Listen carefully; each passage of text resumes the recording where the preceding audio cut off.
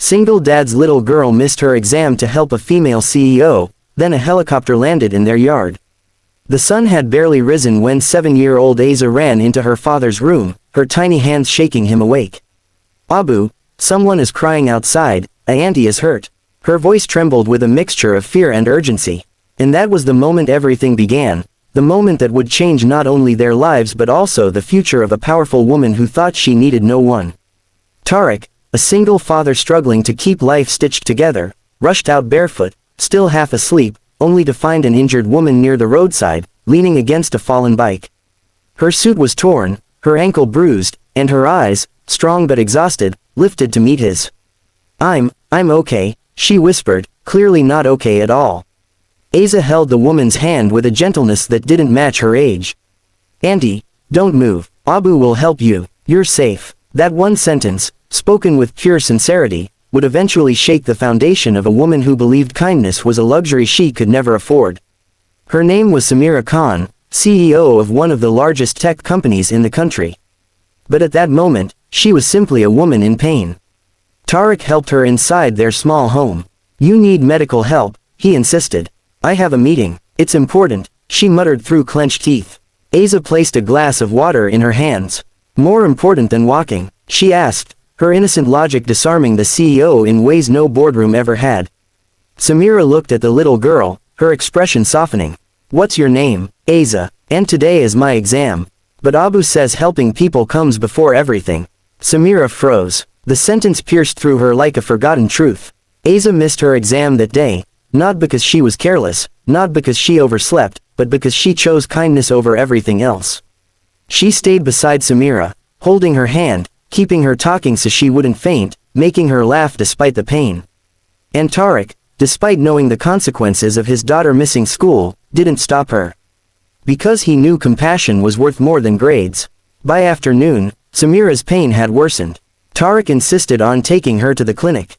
They spent hours there, hours during which Samira watched this little family who had so little offer her so much.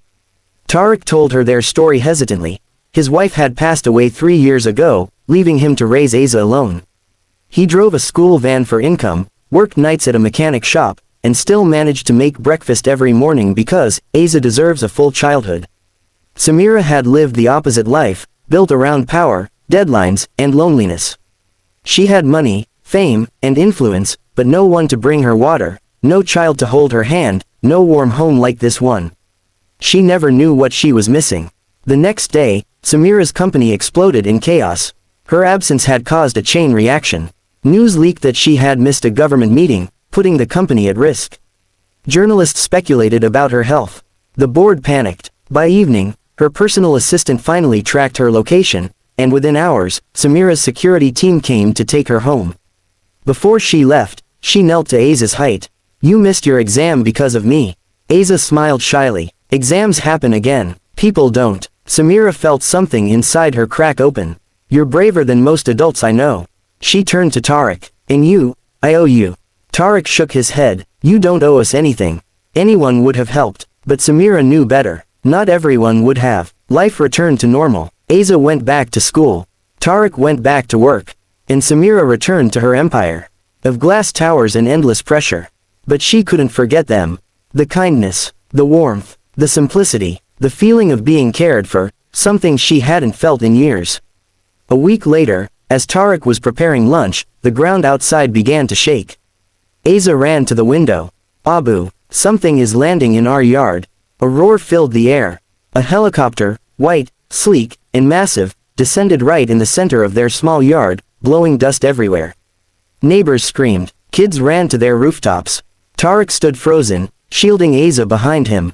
The door opened, and out stepped Samira, dressed in a formal suit, walking carefully on her heeled ankle.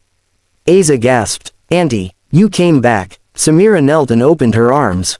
Aiza ran into them. Tariq blinked. "Ma'am, you could have just called." "I could have," she said, standing up. "But that didn't feel big enough." 2 men stepped out of the helicopter carrying a folder and a gift box. Samira looked at Tariq, her eyes warm. "I didn't come to repay you. I came to change your lives." Tariq frowned in confusion. Samira opened the folder and handed him documents. "You helped me when I was just a stranger." You taught me something no boardroom ever could. So I'm giving you 2 things. She took a breath. 1. Aiza will study in the best school in the city, all expenses covered. She deserves a future as bright as her heart. Aiza gasped, looking at her father with wide eyes. And 2. Tariq, I want you to join my company. Not as a driver, as a team member. You're loyal, sincere, and you care about people. We need people like you. Tariq felt his throat tighten. But, I'm not qualified for corporate work. Samira smiled softly. I was unqualified for kindness. But Aiza taught me anyway. A silence fell, warm, emotional, life-changing. I want to help you both, she said. Not as charity, but as gratitude. Aiza hugged her again. Auntie, you're our friend now.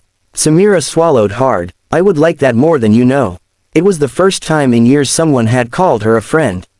In the months that followed, their lives transformed. Aiza thrived in her new school. Tariq found purpose and confidence in his new job. Samira visited often, not as a CEO, but as family. Their small home became a place where laughter echoed, meals were shared, and Samira discovered the love she had never known. She told everyone that missing her exam was the best mistake she ever made. Because sometimes, life's most beautiful blessings come disguised as detours. Final message: kindness is never wasted. It returns, sometimes in ways larger than life, sometimes in the form of a helicopter landing in your own backyard, and sometimes in the hearts you touch without realizing it.